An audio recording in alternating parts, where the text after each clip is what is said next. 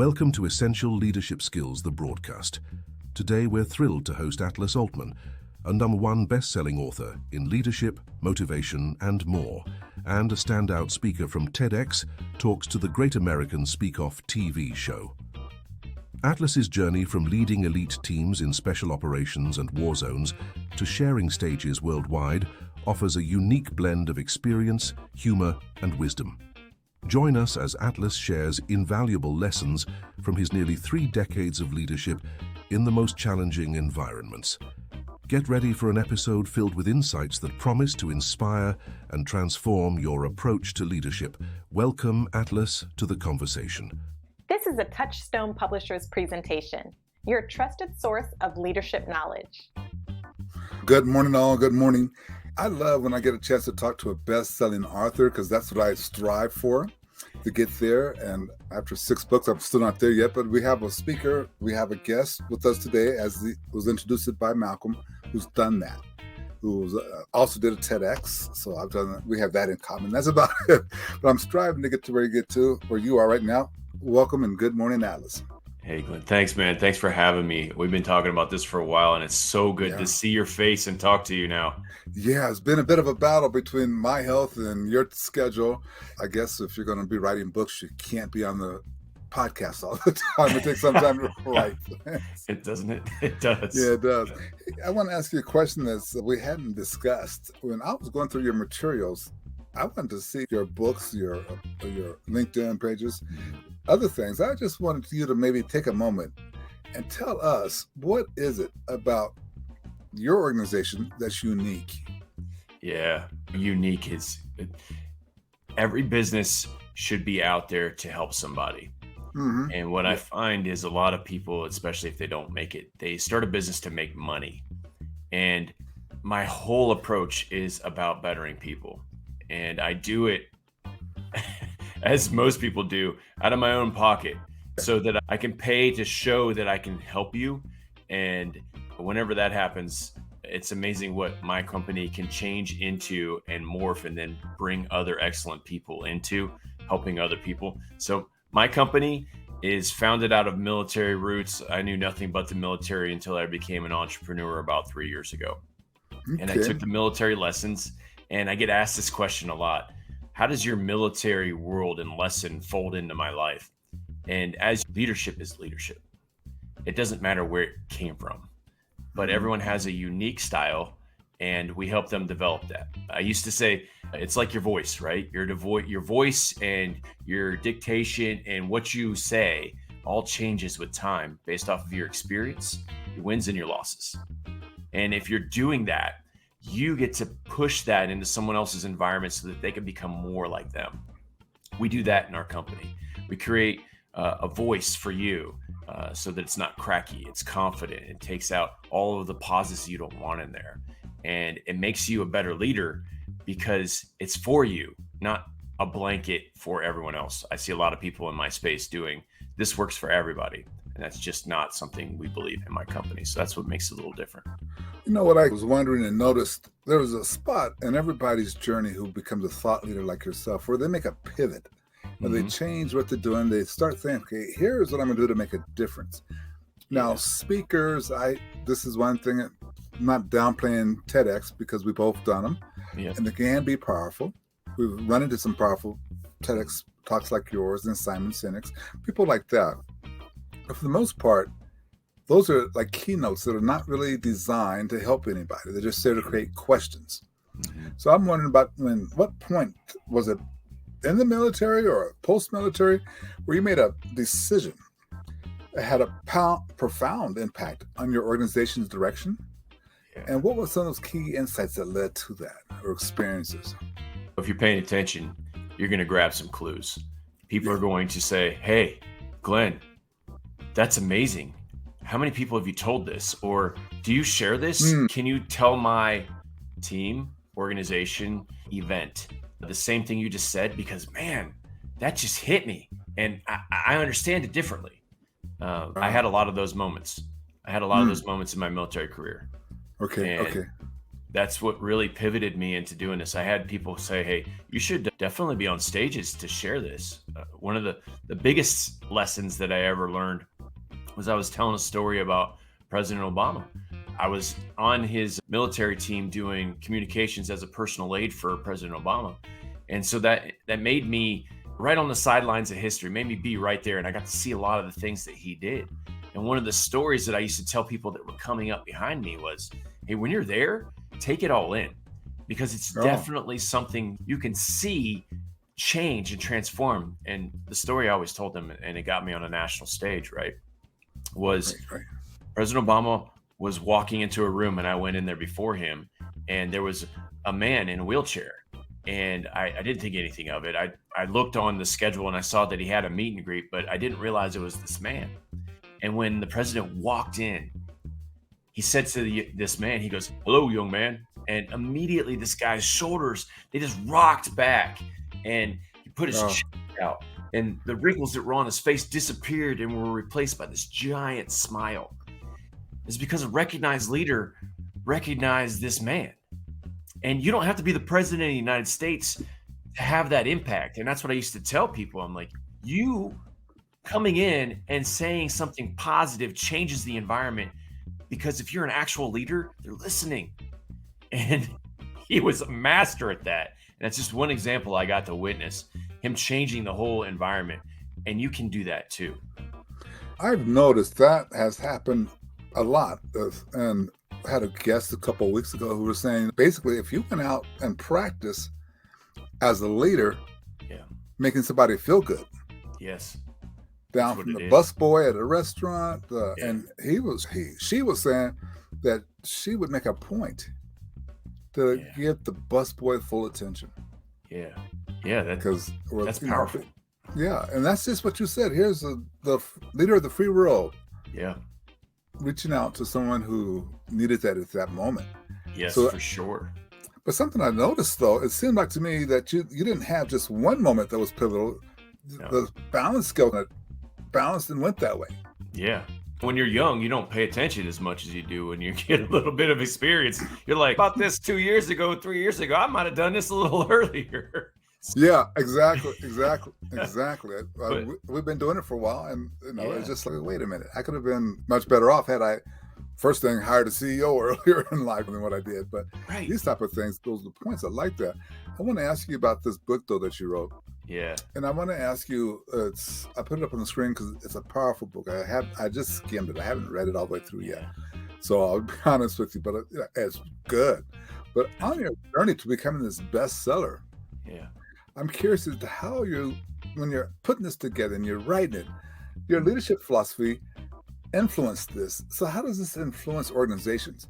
How do they grab this and start to say, okay, hey, I can put that in my organization. You have 2 or 3 points we'll talk about later on that we're implementing right away. I think that's why our CEO got so involved with this podcast, because she started reading it. So can you tell us a little bit about how your journey was to creating this bestseller? This book, when I told the Air Force, hey, I'm gonna go ahead and separate. I've become a senior leader. I was a lieutenant colonel in the Air Force, and I had done command multiple times, and I had led at all the levels that I wanted to lead at, and I hit all the targets I wanted to hit in my career. And that included a bunch of very high-ranking people. Like the President of the United States was definitely a highlight. But I had worked for 4-star generals when I first came in. I had worked for 3-star generals, all these high-level offices. I got to be around them and see things.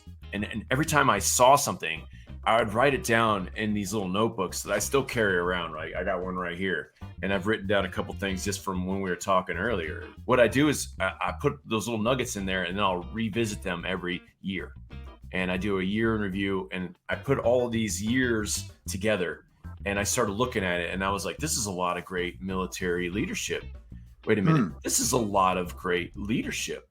Wait a minute. This is a lot like what people are trying to teach but haven't really perfected. And I had been through a lot of leadership schools in the military. They put you through one about every 2 to 3 years.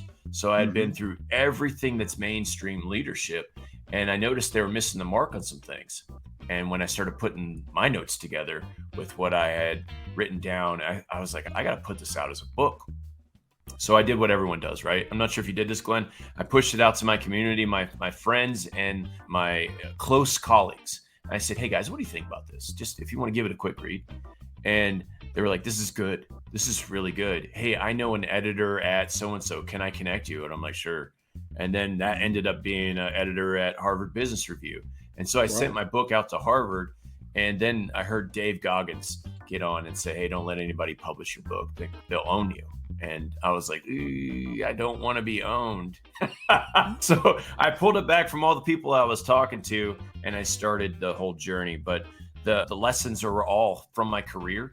And the way I structured it was very to the point. If you want to read my book, Glenn, you don't have to read the stories of like when I got accused of stealing a Secret Service vehicle and they told me that I was going to go to jail. Those are stories that are just meant to be entertaining. And I talk about biases that we all have in that story specifically, but I go through and I summarize everything at the end of the chapter. So you can read my book in 5 minutes and you can take it and apply it immediately. And I'm even going to tell your audience exactly how to apply it, because I talk about this all the time. My niche is decision making for leaders. Yes. So everyone has their own models. There's a OODA loop that was created by Boyd: observe, orient, decide, and act. That's a very famous Air Force military decision cycle. Most people like to gather all the information in the who, what, where, when, and why. And then if you're really fancy, how. So those 6 things will give you all the information you need to make a good decision. I found that the very elite level leader doesn't have time to look at all the stuff that most people think that they would. They employ people that are experts on their team to do all of that math. And then they bring the solutions and they say, which one do you want? And so you pick the best solution as a higher level leader. And that looks like life. So when faced with a problem, you get 3 things that everyone looks at. The first one is if it's money dependent and you're really worried about your budget, you're going to look at how much it costs. So that's your how, right? Yeah. If you need it done immediately, like you need to get somewhere, you're going to look at when. How much time is it going to take? When can it be done? And then you're going to find somebody that can do it. And what I found is to make better decisions, you flip the script and you start looking at who can do it first. And then you ask them, how much time is this going to take? How much money do you need? And you'll be surprised. You'll be surprised that it costs less money and it gets done quicker because you're asking the right person instead of doing it the opposite way and then finding out the person you hired wasn't the right person to begin with. I tell you what, that kind of really resonated with me because I think you gave all of us find people who are going to do the job. That's right. And then first thing is going to get done better. Love that. Love the practical tips of the book. I wonder if you could talk just a little bit more about the book. I'm going to keep you there on the book for a second. But how can we effectively, this is change the subject in a way, but maybe not. Yeah. Because if we're looking for the right person right away, how do we effectively measure and improve our employees? Yeah, to get them to be engaged, to get them satisfaction, to drive productivity. How do we do that? You got to do that. You got to start. Every day is a new start for that whole problem. So I'm with you on that. In the book, I actually put a chapter in there to self-assess yourself. And what I'm going to do for your audience is not only am I going to show them the steps that I took to become a best-selling author, that can be for your audience only. I charge for that, but I'm going to give it to you. So I'll put that on my website and I'll send you the link. But I'll give you that 9-step process to become a bestseller. The other part that you just asked about is how do I place this excellent body of team members and organizational excellence inside? And it starts with you. So whenever you get something complex, you used to get an owner's manual. So whenever I would get like a TV or you know what I'm talking about? used to get owner. Yeah. So I put a leadership owner's manual in my book and I went through like how you do that. And it takes care of all the rumor control, all the things that you are going to be rumored against, like where you grew up, if you're married, if you have kids, what your priorities are. You go through all of that and then you give that to people immediately. So they know who you are. They're not talking about you. They just start working because they know who you are. You just told them. So that's in my book. Let me just coach you. Let me just ask a question so you can coach me a little bit. When you say are you talking about creating like a bio for yourself and have us writing it down and printing it and giving it to your team? Yeah, so that's important. Everyone does that. So every executive that you have on the C level and above for corporations, or if you're in the military, the very top levels, they all have bios that you can go out and you can see where they're from. Nobody reads that. So whenever you take a leadership position or you're taking yourself into a new company, and what I used to do is when I had new people come on a team, I'd give them the same brief. It's no longer than 5 minutes. And it says, this is who I am. I was raised this way. This is where I'm from. I went to these schools. Who cares? This is what I'm about. I'm a morning person, so I don't operate too well in the morning unless I have a cup of coffee. But then I'm a morning person, right? Then I like to read, so I'm going to reference books. I like quotes. These are the things I like, right? These are the things I don't like. If you're going to be illegal, immoral, unethical, if you're going to be biased in any way that you don't understand, if I tell you about the bias and it doesn't go away, we're going to have problems. These are things that are core to me, and that's how I operate. So as a leader, this is how I need you to work with me so that you can operate me, so I can remove those roadblocks, but also find out what you're passionate about and fuel it. I need to figure out what you're good at so that I may not have hired you for the right thing, but if you fit on my team for something else, I'm going to move you. And I did that quite often in the military, but that's a whole thing. So the leadership is like finding out who you are before you start to lead, because people see when you're faking it, when you're trying to be somebody you're not. They see through that. They're not stupid.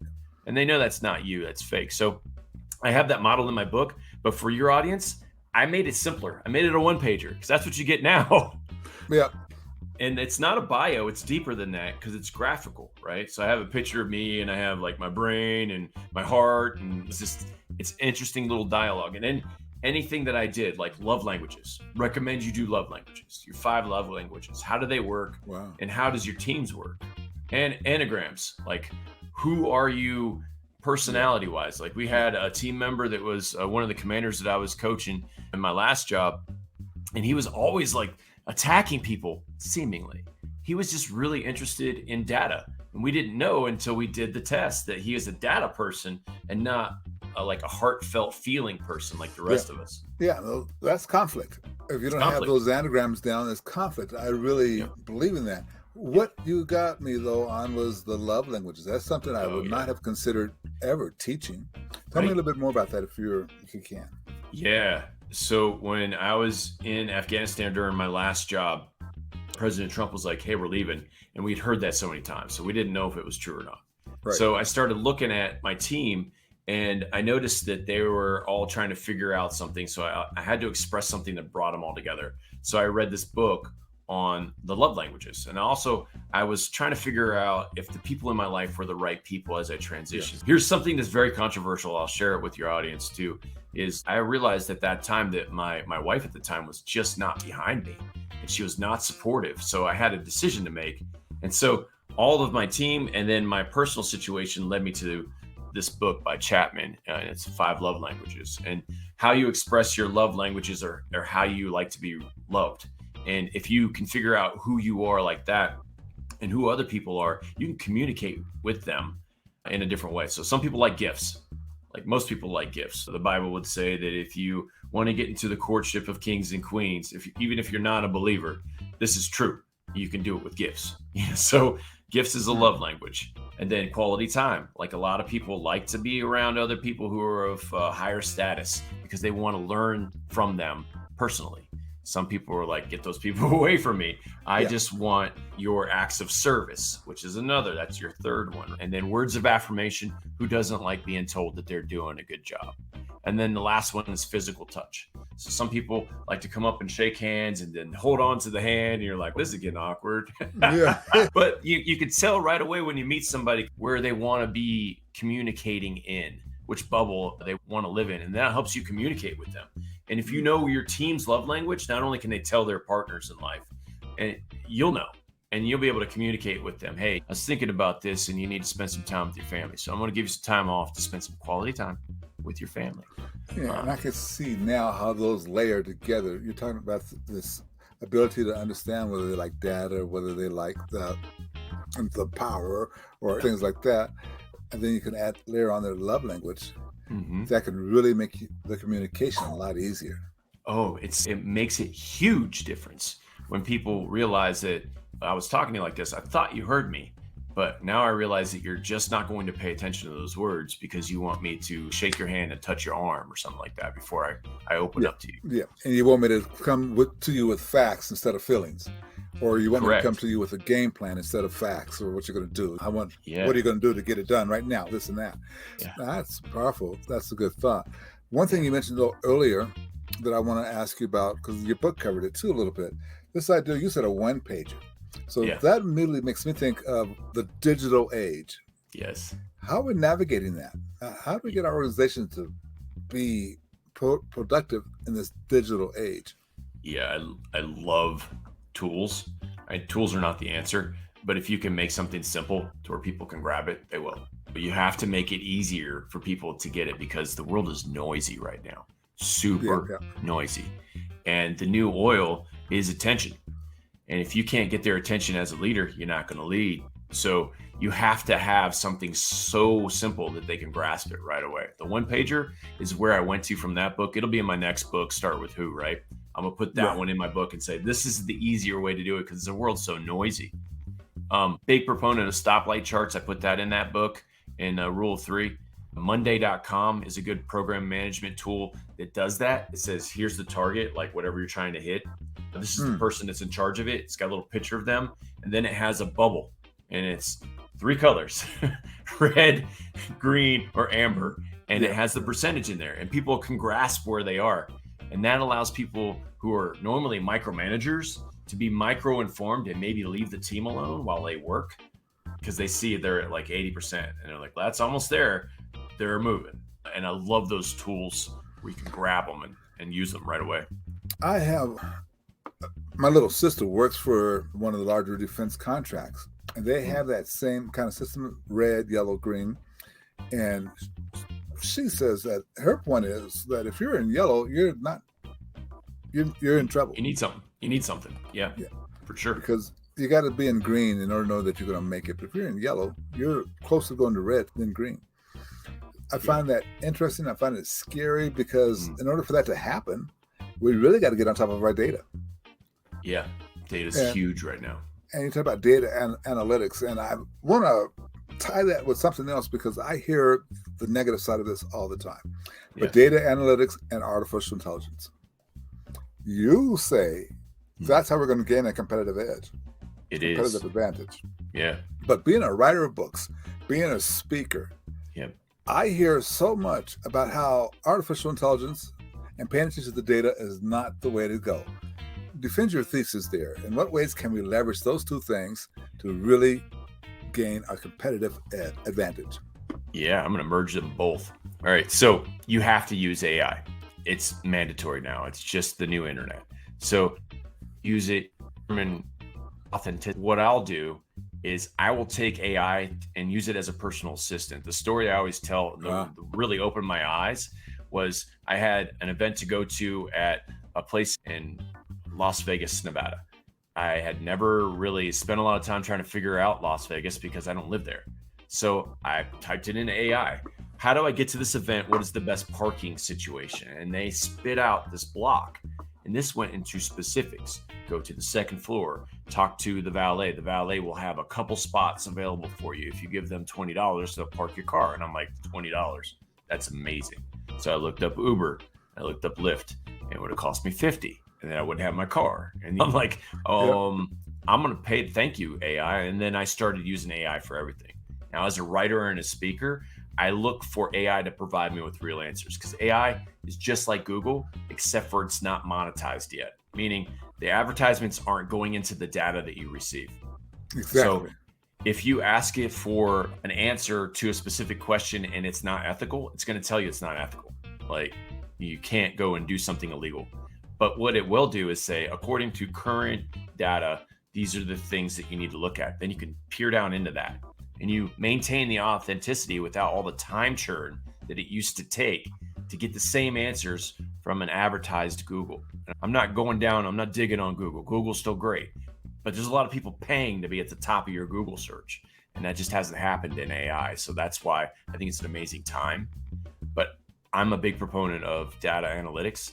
I'm a big proponent of artificial intelligence for helping people, not as a substitute for people. So my book has typos in it because I wrote it, not AI. I wrote it. And so now when people point it out, they're like, hey, you misspelled this word. I'm like, I sure did. AI did not. I wrote it. You could tell it's got a messed up word. So yeah, I hadn't really thought about that because we started, we can produce articles. My team can produce articles using AI. And the rule is AI can give you your first draft. But after that, you don't use AI for that. You use it strictly for research. Yeah. And people are starting to get there. But I cannot begin to tell you how many people are telling me, well, AI, that's the death of you. If you're using AI, you're taking short. I'm so tired of people being negative about AI. So I was really glad to read that in your book because that's what helps organizations. So I just want to dig a little deeper in that. Yeah. You combine data analytics and AI. Yeah. How do I get my company? How would you suggest, coach me again, on getting my company to become much more powerful and realistic in its decision-making process? Yeah, that's good. The decision-making process should be fueled by data and information, right?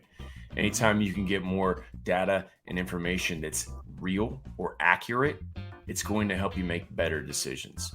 So if you're not using all the tools that you can to figure that out, then you're relying on somebody who may or may not be telling you the same information or even truthful information, because honestly, people don't like to be honest. They beat around the bush and they want to tell you something that's sugar-coated so that your feelings aren't hurt instead of the freaking truth. Like, you got to be real. And AI allows you to open the door a little bit more. One of the military stories I love to tell is about Patton. So Patton had the same problem, but it went through the wickets of the chain of command. So when he was at war, he would ask for updates and the generals would flow it through and they would say, here's your update. And he'd be like, that doesn't sound right. So he would get in a Jeep and he'd go down to the battleground and he'd get the truth. That's where the words ground truth come from. Yes. Patton came up with ground truth. So you should still be able to do that with people, but you can also see if it's just a little off just by asking AI the same question, because you're going to get an answer and then you have to formulate whether or not you believe what you're being told, or if it's just a little off, it's going to validate whatever you're feeling without going to someone to hurt their feelings, by the way. Say, hey, man, but more, it's better to be real. What I noticed in what you're saying, you can use all this and it comes back to, in a lot of ways, being accountable. I preach accountability and I say accountability only starts with you. It starts with you, and you have to be able to tell your employees that they've done well or they've done wrong. And if you have data and analytics to do that and you researched it, it makes a big difference, I think. It does. But when you're driving engagement and retention, based upon your expertise, what strategies have proven most effective? Retention specifically is all about your ability to connect with others. If you're fake and you're about the money, they're going to see that real quick, and you're not going to retain people. You're actually going to chew them up and spit them out because people don't want to be around that. They don't want to be in a toxic environment. And when people can't move past people problems, that's all they talk about is people. So you don't progress as a company or an organization or a team. So you must do the Maxwell approach, which is people don't care about how much until they know about how much you care. So retention specifically, I love talking retention because people usually like to be on winning teams until they find out the winning team is toxic. and then that winning team doesn't win too much longer anymore because the drain on toxicity goes away. And there's a place for toxicity, just not in me. So I'm wearing this Captain Blackbeard flag on a hat that we're talking. And I recently learned that my lineage goes back to piracy out of Ireland after we gave up the throne. And I put a little red beard on here now because now I'm wearing a red beard. I changed the flag, but I took something that was meant to be toxic and I made it not toxic. It's got a heart, it's got a red beard, and I'm trying to make sure that people don't bleed out. They don't bleed out on their team and they're looking for their inner treasure. So I'm probably going to brand this whole flag and I'm wearing it for the first time on your show. But that speaks to exactly what you're saying. You want to go ahead and be a captain, a Blackbeard, you're gonna drain your crew and they're gonna leave. You might be famous, but you're not gonna retain anybody who was there for you, and you're gonna always be on the lookout for someone stabbing you in the back. Oh yeah, absolutely. Well, 360. Look around. See what's going Amen. on. Yeah. Look around. But you mentioned when you talked about that, the retention, and it still falls back on you or on me or whoever's the CEO of the organization, still falls back on them. Tell us about this idea of personal development for executive leaderships. I'm not so sure leaders, especially in the C-suite, feel like personal development is of value. Tell us a little bit about that. Yeah, I'm with you on that. I think when you hit the C-suite, and I've been there a couple times where I've been in these positions where you just don't have time for you. That's the hardest thing. And you have to carve out the time. There's lots of different ways you can do that. You can do time blocking. You can do personal. The 5 a.m. Club is a good book to read about how to put your time back into your life. And that's waking up before everyone else and doing things like that. But you must develop yourself. Most powerful CEOs in the world read a lot of books. They take in a lot of content. And if you're not doing that, then you're not following the success model that's already been set out in front of you. So I understand where they're coming from because they're busy. Everyone's busy and they don't have time for their family. You don't have time unless you make it. That's how time works. So you have to carve out that time for you. And if you're not doing it, don't expect your team to do it either because they're following your lead. So you as a CEO or whoever's as a CEO, if they're not showing on their calendar or showing to their team that they're developing themselves, then the company's not developing. There's no innovation there. I'm going to share something just a little bit personal with you because here's what I discovered. And this is why I ordered the books. I could get the book. You can always read books on on your Kindle. But when I like a book, you should see my bookshelf in my library. It's the entire wall, and that's only half of the books that I have. But if I like something, I get the hard copy with it as well. But what I want to ask you about, because I have this book here. This is what I'm ordering. But you have books because one of our beliefs is that we want to create leaders that are going to make a multi-generational change. Yeah. I'm so attracted to the children's books that you're writing. Yeah. Tell me about those. That's just, you're creating leaders for the next generation and the next generation after that. Tell me about that. You have a very unique approach to it. Yeah, I would love for people to join me on this journey too. That's why I'm putting that whole kit that I sell out for your audience. You have something to share with the world. It was something that was instilled in either your childhood or your experience. And whatever that lesson is, it needs to get out. Your story needs to be simplified to where a kid can understand it.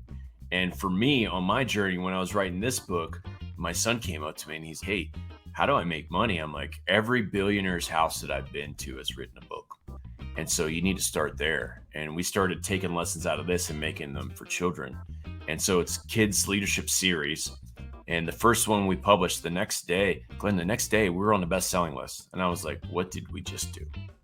I was like, I did not expect that. But kids need leadership, and kids' leadership books was something that just resonated with people. I took that to the next step. So the first book was the Fox in the Box. And that was written off of our little Shiba Inu that looks like a fox. And it's a question and answer session done through stories where it's a 5-minute read, can be done at bedtime. And then if you want, you can spend time with your kid to teach your kid your personal leadership lessons. There's questions at the end of the book where you can connect with the future leaders, man. So whether you're an auntie, an uncle, a grandma, grandpa, mom and dad, doesn't matter. Whatever leadership's stories that you have, you can convey them and they change over time. So the story changes with your story. And that resonated. So we did the next one and it came out higher. And I was like, okay, let's do this. And we changed some things into a 9-step process, which is the kit that I created. And we got to number 1. And I was like, wow. So I tweaked some things. Then the next book we published broke Amazon. They had an out of stock thing for a month. So we came out number 2 and I was like, let's not do that again. So we stopped at the 4-book series. I have the first one coming out in Spanish this year, probably be out next month. And that's for my Spanish speaking friends, right? Because they're like, hey, I don't know any books when I grew up, I don't remember reading any Spanish books about leadership. And I'm like, well, I'll fix that. So we pushed that one over and that one's coming out soon. And I just got a note yesterday from a Hollywood executive that was like, hey, I want to make your kids' book into a production, so let's talk. And I'm like, let's talk. Let's talk. Yeah. I would love for kids to grow up with leadership lessons. Like for me, the first one is don't quit. That's the fox in the box. Don't quit. A lot of people quit when it gets hard. Don't quit, and then you'll make it through. The second one, which is what they're looking at to make a movie, is mentorship. Find somebody that's been there, ask them for help. And a lot of times they'll give you help. And that's mentorship 101. No, if I can interrupt, here's the big thing you just said. Help. Ask people for help. The word help. That is. Yeah. That's huge. Go ahead. Yeah. So that one hit. And then the third one that got us to number one was it's not what you say. It's also how you say it.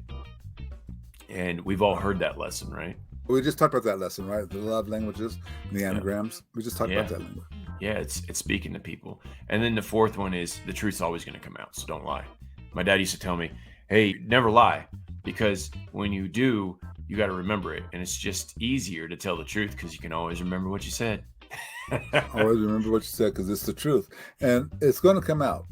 It's going to come out. I'm sorry, people who have done some cheating and plagiarizing and things like that, it comes out. Maybe it's 20 years later, 25 years later. No, after you reach the pinnacle of your career, it comes out. You lose your job. You lose crazy. all faith. Yeah. Yeah, you don't want to lose all the stuff anyways. You worked hard for it. So what I want to ask you, and this is one of those questions that I ask, I try to spring it on people as a surprise. No, I don't want to forget first. Tell us right now, what are you doing specifically? What are you doing to help people, to help leaders be better? You mentioned some things already, but I want you to tick them off for us. What are you doing right now to make a difference for leaders? Yeah, I'm on this podcast campaign. I'm going to do 100 podcasts, and then I might start my own. What I am doing is bringing leadership decision cycles, like I just shared with your audience, to a lot of different communities. So I just did one with my ex-community. I was on another show with a Navy SEAL and a Green Beret, and I was telling them about entrepreneurs and how they make decisions. Same cycle. I did the Chris Voss show. I'm doing the biggest shows that I can, like yours, to reach the biggest part of the audience that wants to help themselves. And those people are going to achieve greatness. So the podcast is one. The books, I am not trying to make money on books. I took 30 years of life lessons working around the most elite people I could be around, and I put them in a book you can pick up and read. So the next start with takes, and it makes it even better because you should only be focused on people as a leader. So I go into that great details, and I talk about my breathing exercises that help people. And then the third thing is I step on stages. I get on a lot of stages, and the stages are great for reaching people one time. Podcasts reach multiple, and you can do it whenever you want. So I went off of stages and back into podcasts recently. So that's all happening. And then the third thing, I do master classes and coursework on not only who you are, but who your team is, and then how everybody folds into where you can find the other people who want to see you win. Because people want to see you win. And a lot of times you just have to open the door and say, hey, if you want to help, come on. And they're like, yeah, I was waiting for the invite. People want to be invited to the show. They don't just show up. They do. So I'm going to pin you down just a little bit more. So you're not doing keynotes anymore, or would you do them? And if you're going to do them, how do people get a hold of you? And by the way, your answer is going to be in the description anyway. But do you do keynotes still? Yeah, I still do some keynotes. Yeah, I have a couple speakers bureaus that I'm assigned to. I think the one that I just signed up for was International Professional Speakers Bureau. It's off of, what's it called? TerrificSpeakers.com. And then you can go and find my profile there. You can hire me there. You can hit me on my website, and I'll assess to see if I want to send one of my proven leaders, because I have proven expert speakers in my community that would love to come out and share their expertise on your leadership themed whatever. But my talk may not be the perfect thing for your theme. So I have a community of speakers that I often connect other promoters or event coordinators to. So I'll push my community out there. And they're all people like pro athletes, these people that have just had amazing lives, and they just want to step on stage and share their story. And it hits so hard that I'm like, can I introduce you to Lauren Keefe is a good example. She was Yes. in the Navy and then at the White House with me.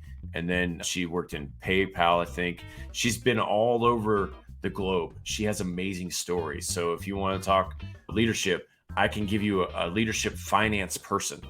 I'm not a leadership finance person, but I know a leadership finance person specifically that can coach you through things because she's a certified coach. That's another thing I'll do. But yeah, podcasts are quick and easy, man. I share the same stories. And then depending on like for you, I shared like 4 different stories I've never shared before.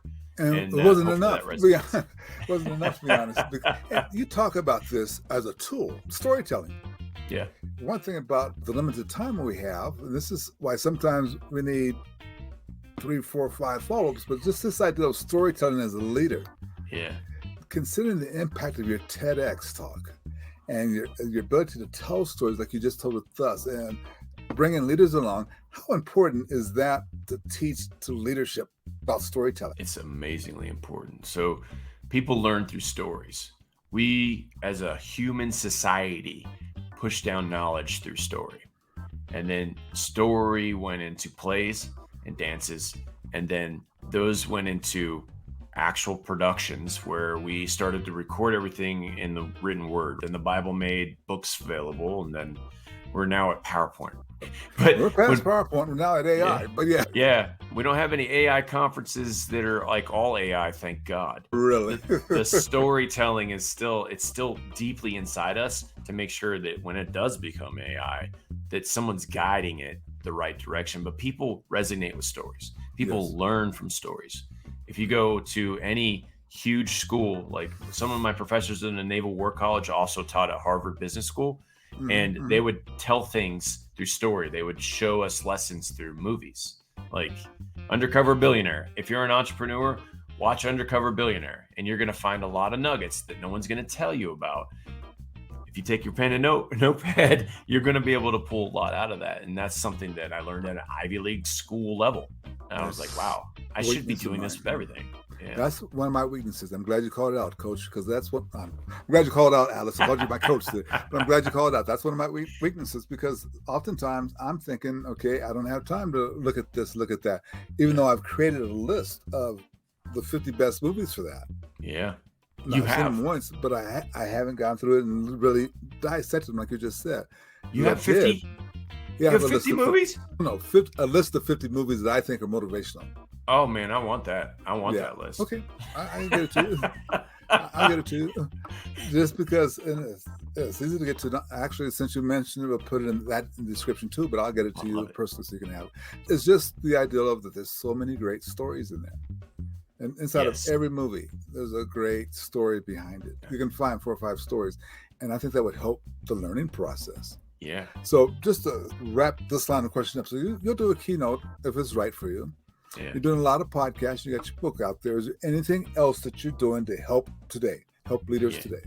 Yeah. So in my community in Phoenix, we have a lot of veteran-owned businesses, and I'm part of the Chamber of Commerce for that. Okay. And I'll help them with their messages and their stories, but I'll go into their businesses too and do a masterclass on targeting. So I have a course on targeting. Most people call it goals, but with goals, people miss the goal and they forget about it. It's like a New Year's resolution. The way I set it up is like a target. So if you put a target downrange and you're looking at the target and you miss it, you adjust until you hit it. And then you have the option. Do I want to put up another target or do I want to refine and go into the bullseye? And that actually produces progress and allows people to figure out what the actual mission is that they're trying to go after. Because everything's important. Until you put it into a targeting structure and you say, we're going to hit this. You won't really see progress in whatever it is that your priority is that you just haven't told anybody is a priority.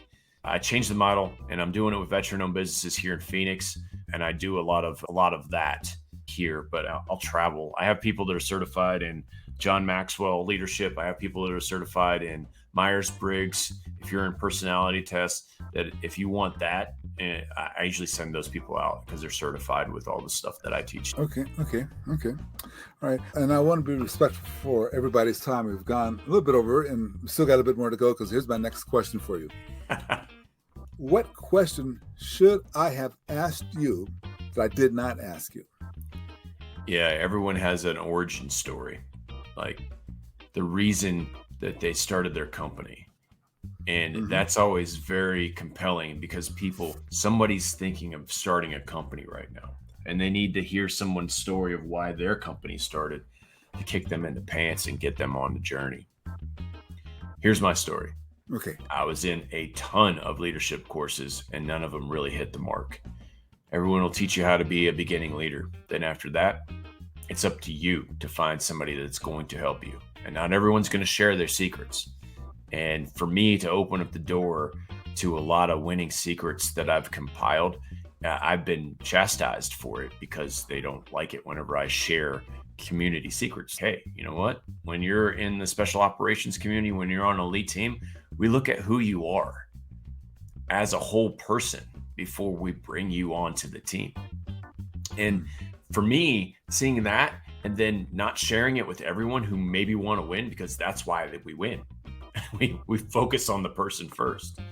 It was hard for me to just let that go and just be like, I could start a company and get people to figure out who they are and then watch them succeed at great levels. And I don't know if you get like reviews on your book, Glenn, where people are like, this changed my life. But my heart freaking goes out every time I read something where my work that I did one time helped change somebody's trajectory and change their attitude, right? Because like I said before, your attitude determines your altitude. You can go as high as you want, and it's all starting in your head. So that's 6 inches. That's 6 inches that between your ears is the most important 6 inches that you have in your lifespan. So that span ain't changing. What are you doing with it for the rest of the span of your life? You know what? I was going to ask you about that, but coming a little sidetracked, because you do say that your attitude determines your altitude. And you look at, and I always put it together to see what's going on inside my head, because I heard on a TV show once about how the guy said that was the difference between me becoming president and you not. It's just 6 inches. It's 6 inches here. Yeah. And you talk about people developing expertise, and you talk about your origin story is unique because you really come down to the truth of it. It's not just one thing. It's a balancing act, and it'll slowly start to tilt the more you start to allow your attitude to rise. Yes. That's powerful. I got to tell you, I wish we had a lot more time. You've been one of the best guests we've had. That's going to happen when you have someone who's written the amount of books that you have that are helping people, and who have the life experience that you have that are helping people. You do walk your talk. Very few things you taught us today without telling us a story. Yeah. Actually, I can't think of anything you didn't tell us that was without telling a story. But that's what makes it good. Yeah. Yes. That's what makes it good. So that's what makes it good. I'm going to ask you for your final words. Do you have any final thoughts you would like to share with your audience? Yeah, a lot of people are afraid of themselves. They won't get out of their own way. And if you're one of those people that thinks you can't, you're wrong. It's something that's inside of you that needs to be shared. And if you go to the grave with whatever it is that you're holding, you're doing us all a disservice, and you're not being yourself if you're holding it back from the rest of us. So please share whatever it is that you've got, your passion, with more people so that they can be passionate with you. There are people like you that need you. Please go tell them your story. It's masterful and powerful in more ways than one. Until it gets out, you just are going to hold on to it with regret. There's the lesson I'm going to write about that you just taught me. I hope everybody gets a chance to see. I'm going to follow it up because what you just got through saying is important. There's people out there who need to hear your story. Yes. And that's the only way you and I get stuff in our books. People saying, geez, that changed my entire life. I hadn't thought about it that way before. It changed my entire life. That's the only way it happens. Thank you very much. It got me on that last one. You touched me a little bit. So I thank you very much for that. For the audience, check the descriptions. You'll see everything that Alice promised you. It'll be right there. So you can just click on the link and go. All right. Thank you so much, sir. Thank you very much. Thanks, Glenn. Thank you for watching this presentation from Touchstone Publishers. Please subscribe and ring the bell to be notified when new episodes are published.